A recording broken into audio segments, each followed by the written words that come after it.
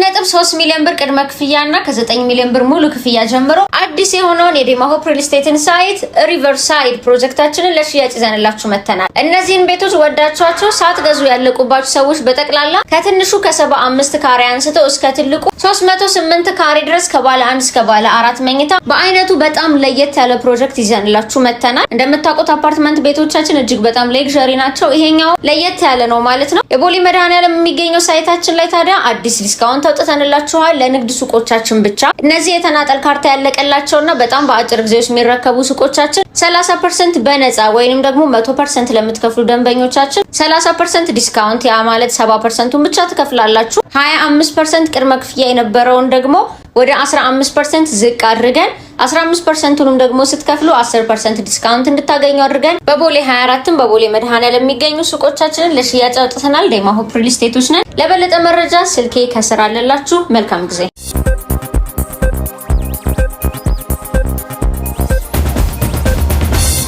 ሰላም እንዴት አላችሁ? የኢትዮ ታይምስ ቤተሰቦቻችን ለሰዓቱ የተመረጡ አዳዲስ መረጃዎችን ይዘንላችሁ ቀርበናል። ከመረጃዎቻችን መካከልም በቤንሻንጉል ጉሙዝ ክልል መተከል ዞን ህዝብ ባሳፈሩ ተሽከርካሪዎች ላይ ታጣቂዎች ባደረሱት ጥቃት ከ30 በላይ ንጹሃን ሲገደሉ ከ50 በላይ መቁሰላቸውን እንዲሁም 4 መኪናዎች መቃጠላቸውን ጉዳዩን ከአይን እማኞች ያጣሩ አካል የአይን እማኝ ነዋሪዎችና የክልሉ ምክር ቤት አባል ተናግረዋል። ነዋሪዎቹና የምክር ቤት አባሉ እንደሚሉት ራሱን የጉሙዝ ኃይል አንድነት ግንባር የሚለው ታጣቂ ቡድን ጥቃቱን የፈጸመው በዞኑ ጉባ ወረዳ አይሲድ ቀበሌ አለፍ ብሎ ልዩ ስሙ አፍሪካ እርሻ ልማት በተባለ ቦታ ነው። ጥቃቱ ግንቦት 4 ቀን 2018 ዓ.ም ተጓዦችን ያሳፈሩ አውቶቡሶች ወደ ግልገል በለስ እየተጓዙ በነበረበት ሰዓት እንደተፈጸመ መረጃዎች ወጥተዋል። ሙሉ መረጃውን በዜናችን በዝርዝር እናስደምጣችኋለን። ጠቅላይ ሚኒስትር ዶክተር አብይ አህመድ ከፈረንሳይ ፕሬዝዳንት ኢማኑኤል ማክሮን ጋር በሁለቱ ሀገራት የጋራ ጉዳዮች ላይ ያተኮረ ውይይት ማድረጋቸውን ገልጸዋል። ኢትዮጵያ ከፈረንሳይ ጋርም የ54.6 ሚሊዮን ዩሮ የብድር ስምምነት ተፈራርማለች። በሌላ መረጃ ደግሞ የአሜሪካው ፕሬዝዳንት ዶናልድ ትራምፕ በርካታ የአሜሪካ ልዑካንን በመምራት በ10 ዓመት ውስጥ በቻይና ጉብኝት በማድረግ የመጀመሪያው መሪ በመሆን ቤጂንግ ገብተዋል። በኢትዮጵያ ላይ ተጥሎ የነበረው የጦር መሳሪያ ማዕቀብ መነሳቱንም አሜሪካ አስታውቃለች። ይህ በእንዲህ እንዳለም የኢራን የሚሳኤል መሰረተ ልማቶች 10% ብቻ በአሜሪካ ጥቃቶች እንደወደሙ ተዘግቧል። በሌላ መረጃ ደግሞ ሩሲያ ማንኛውንም የመከላከያ ስርዓት ሰብሮ መግባት የሚችለውን አዲሱን ሳርማት አህጉር አቋራጭ የኒውክሌር ሚሳኤል በተሳካ ሁኔታ መሞከሯን አስታውቃለች። ይህ በእንዲህ እንዳለም የቻይና ምስጢራዊ የጦር መሳሪያዎች አሜሪካን ስጋት ላይ እንደ ጣላት መረጃዎች ወጥተዋል። ይህ በእንዲህ እንዳለም በኢራን በሚገኝ የኢራን ተቃዋሚዎች ካምፕ ላይ የሰው አልባ አውሮፕላን ጥቃት መሰንዘሩ ተሰምቷል። ሙሉ መረጃውን በዜናችን በዝርዝር እናስደምጣችኋለን። ግን በትግራይ ክልል ፕሬዝዳንት ጽህፈት ቤት የሚዲያ አጠቃቀም ላይ ለውጥ መታየቱ ተሰምቷል። የትግራይ ክልል ፕሬዝዳንት ጽህፈት ቤት የማህበራዊ ሚዲያ ገጽ ከቀናት በፊት የክልሉን ጊዜያዊ ፕሬዝዳንት ሌተናል ጀነራል ታደሰ ወረደ መግለጫዎች ሲያጋራ ቆይቶ ዛሬ ለመጀመሪያ ጊዜ ዶክተር ደብረጽዮን ገብረ ሚካኤልን የክልሉ ፕሬዝዳንት በማለት ዘገባዎችን ማቅረብ እንደጀመረ ተሰምቷል። ከሰሞኑ ግንቦት 3 ቀን 2018 ዓ.ም ምሽት ላይ በመቀሌ ከተማ ዲያስፖራ ተብሎ በሚጠራው አካባቢ ማንነታቸው ባልታወቁ ታጣቂዎች ታፍነው ተወስደው የነበሩት የትግራይ ጊዜያዊ አስተዳደር የፕሬስ ሴክሬታሪያት ኃላፊ ዶክተር ገብሩ ካሳይ አሁን ላይ በሰላም ተለቀው ወደ ቤታቸው መመለሳቸውም ተረጋግጧል። በዝርዝር የምንመለከተው ሌላኛው ርዕሰ መረጃችን ነው። ክቡራትና ክቡራን የኢትዮ ታይምስ ቤተሰቦቻችን እነዚህንና ሌሎች ለሰዓቱ የተመረጡ አዳዲስ መረጃዎችን ይዘንላችሁ ቀርበናል። ዝርዝር መረጃዎቻችንን ለማድመጥ ቻናላችንን ሰብስክራይብ በማድረግ የደወል ምልክቷን በመጫንና መረጃውም ለብዙዎች እንዲዳረስ ላይክ በማድረግ እስከ መጨረሻው አብራችሁን ቆዩ።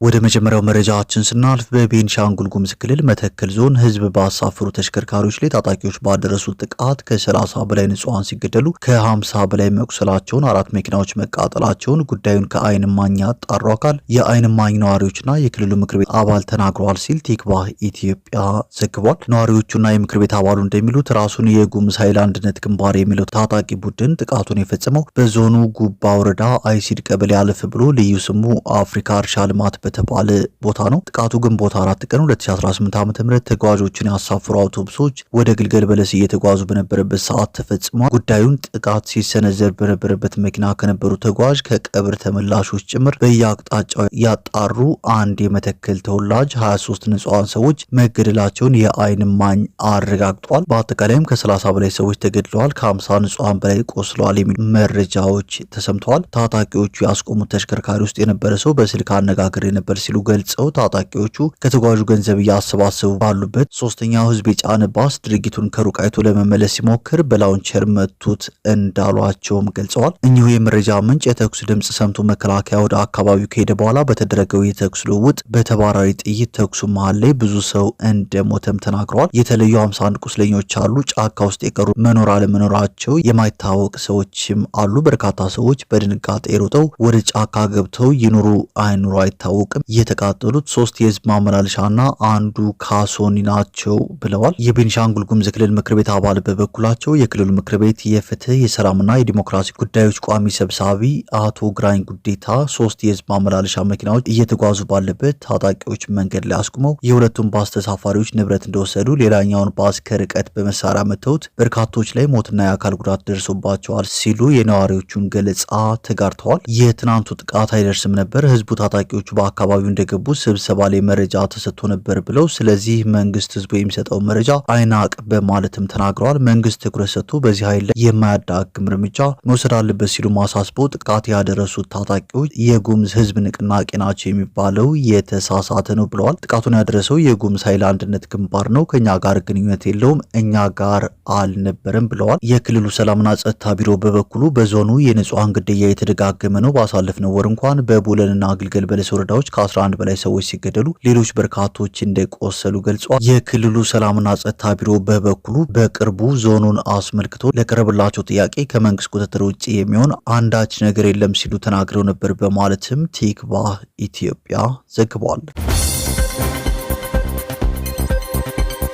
ወደ ቀጣዩ መረጃችን ስናልፍ ጠቅላይ ሚኒስትር ዶክተር አብይ አህመድ ከፈረንሳይ ፕሬዚዳንት ኢማኑኤል ማክሮን ጋር በሁለቱ ሀገራት የጋራ ጉዳዮች ላይ ያተኮረ የሁለትዮሽ ውይይት ማድረጋቸውን ገልጸዋል። መሪዎቹ በውይይታቸው ሰዓት በሀገራቱ መካከል የተደረጉ ቁልፍ ስምምነቶችን በጋራ መርተዋል። ከነዚህ መካከል የታዳሽና ዘላቂ ኃይል ልማትን ለማስፋፋት እንዲሁም የዲጂታላይዜሽን ፕሮግራም ስራ ላይ ለማዋል የሚውል የ54.6 ሚሊዮን ዩሮ የብድር ስምምነት ነው። በተጨማሪም 150 ሜጋዋት የጂኦተርማል ለማመንጨት የሚያስችል በመንግስትና በግል አጋርነት የሚከናወን አዲስ የአሰራር ማዕቀፍና የፍኖተ ካርታ ልውውጥ መደረጉንም ጠቅላይ ሚኒስትሩ አስታውቀዋል። የፈረንሳዊ ፕሬዚዳንት ኢማኑኤል ማክሮንም በኢትዮጵያ የነበራቸውን የስራ ጉብኝት አጠናቀው በዛሬው ዕለት ከኢትዮጵያ መውጣታቸው ታውቋል። በሌላ መረጃ ደግሞ የአሜሪካው ፕሬዚዳንት ዶናልድ ትራምፕ በርካታ የአሜሪካ ልዑካንን በመምራት በ10 ዓመት ውስጥ በቻይና ጉብኝት በማድረግ የመጀመሪያው መሪ በመሆን ቤጂንግ ገብተዋል። ለወራት ሲጠበቅ በነበረው በዚህ የፕሬዚዳንት ትራምፕ የቻይና ጉብኝት ከፕሬዚዳንት ጂፒንግ ጋር ችግር በገጠመው የሁለቱ ሀገራት የንግድ ግንኙነት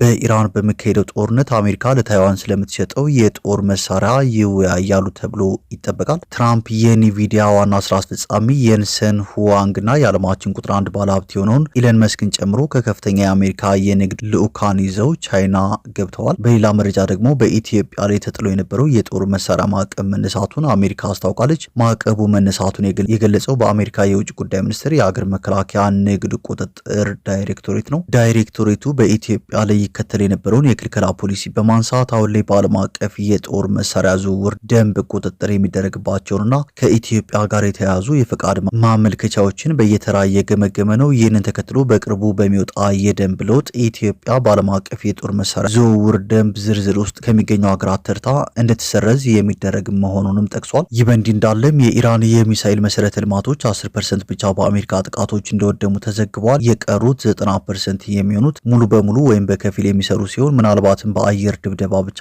ከጥቅም ውጭ ለማድረግ አስቸጋሪ እንደሆኑ ኤንዋይቲ ዘግቧል። በሌላ መረጃ ደግሞ ሩሲያ ማንኛውንም የመከላከያ ስርዓት ሰብሮ መግባት የሚችለው አዲሱን ሳርማት አህጉር አቋራጭ የኒውክሌር ሚሳኤል በተሳካ ሁኔታ መሞከሯን አስታውቃለች። ፕሬዚዳንት ቭላዲሚር ፑቲን ሙከራውን በቪዲዮ ከተከታተሉ በኋላ ባስተላለፉት መልእክት መሳሪያው በዓለም ላይ ተወዳዳሪ የሌለው መሆኑን ገልጸው ሩሲያን ለማስፈራራት የሚሞክሩ አካላት ውሳኔ ከመስጠታቸው በፊት 2 ጊዜ እንዲያስቡ ያደርጋቸዋል ሲሉም አስጠንቅቀዋል። ይህ በእንዲህ እንዳለም የቻይና ምስጢራዊ የጦር መሳሪያዎች አሜሪካን ስጋት ላይ ጥለዋል ተብሏል። ፕሬዚዳንት ትራምፕም ትናንት ምሽት ቻይና መግባታቸው አይዘነጋም። ቻይና በቴክኖሎጂ የረቀቁና የዓለምን ወታደራዊ ሚዛን ሊቀይሩ የሚችሉ አዳዲስ የጦር መሳሪያዎችን ይፋ ማድረጓ የአሜሪካን ስጋት ጨምሮታል የሚሉ መረጃዎችም ተሰምተዋል። ይህ በእንዲህ እንዳለም በኢራን በሚገኝ የኢራን ተቃዋሚዎች ካምፕ ላይ የሰው አልባ አውሮፕላን ጥቃት ተሰንዝሯል። በሰሜን ኢራቅ ኤርቢል አቅራቢያ በሚገኝ የኢራን ተቃዋሚ ቡድኖች የሰፈራ ካምፕ ላይ የድሮን ወይም የሰው አልባ አውሮፕላን ጥቃት እንደተፈጸመ አልጀዚራ ዘግቧል። ጥቃቱ በካምፕ ውስጥ የሚገኝ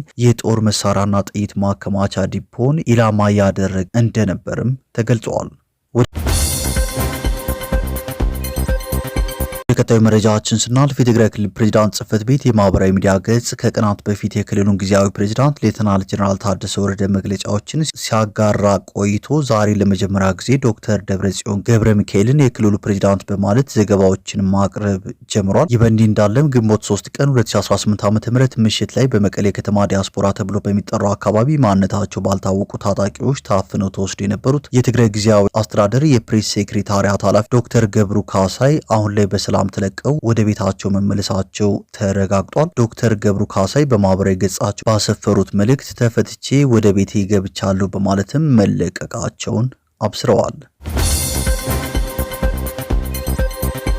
ወደ ቀጣዩ መረጃችን ስናልፍ የአዲስ አበባ በጀት 350 ቢሊዮን ብር ሆኖ በኮሪደር ልማቱ ግን በወንዝ ዳር ብቻ 1.3 ትሪሊዮን ብር ፈሰስ ተደርጎበታል ሲሉ አቶ ግርማ ሰይፉ ተናግረዋል። ናሽናል ሚዲያ አክሲዮን ማህበር አዲስቷ አዲስ በሚል መሪ ቃል የአዲስ አበባ ከተማን የማደስና የልማት ስራዎች ላይ ያተኮረ የውይይት መድረክ በአድዋ መታሰቢያ ሙዚየም አካሂዷል። በመድረኩ ላይ ምሁራን፣ የመንግስት የስራ ኃላፊዎችና ጥሪ የተደረገላቸው እንግዶች ተገኝተው ነበር። በውይይቱም የተለያዩ ጥያቄዎች የተነሱ ሲሆን በዚህ ጉዳይ ለተነሱ ጥያቄዎች ምላሽ የሰጡት የአዲስ አበባ ከተማ ውበትና አረንጓዴ ልማት ቢሮ ኃላፊ አቶ ግርማ ሰይፉ ናቸው። የአዲስ አበባ በጀት 350 ቢሊዮን ብር ሆኖ በኮሪደር ልማቱ ከወንዝ ዳር ብቻ 1.3 ትሪሊዮን ብር ፈሰስ ተደርጎበታል ሲሉም ተደምጠዋል። የኮሪደር ልማት የፋይናንስ ፕላን ምን ይመስል እንደነበር ሲያስረዱም ኮሪደሩ ከመንግስት ካዝና እንደሚሰራ ተደርጎ መወሰዱ ልክ አይደለም ሲሉ ተናግረዋል። ይህ በእንዲህ እንዳለም በአዲስ አበባ ከተማ አስተዳደር የጉለሌ ክፍለ ከተማ በወረዳ 1 ሽሮ ሜዳ አካባቢ በአንድ የፖሊስ አባል እጅ ህይወቱ ላለፈው አቶ ተገኝ ባልቻ ቤተሰቦች የመኖሪያ ቤትና የመስሪያ ቦታ መስጠቱን የሟች ቤተሰቦችም ቁልፍ መረከባቸውን አስታውቋል። ለሟች ቤተሰብ አስፈላጊውን ድጋፍ ለማድረግ ቃል ገብቼ ነበር ያለው ክፍለ ከተማው በዚሁ መሰረት ለአቶ ተገኝ ባልቻ ቤተሰብ የመኖሪያ ቤትና የመስሪያ ቦታ የሀገር ሽማግሌዎች ባሉበት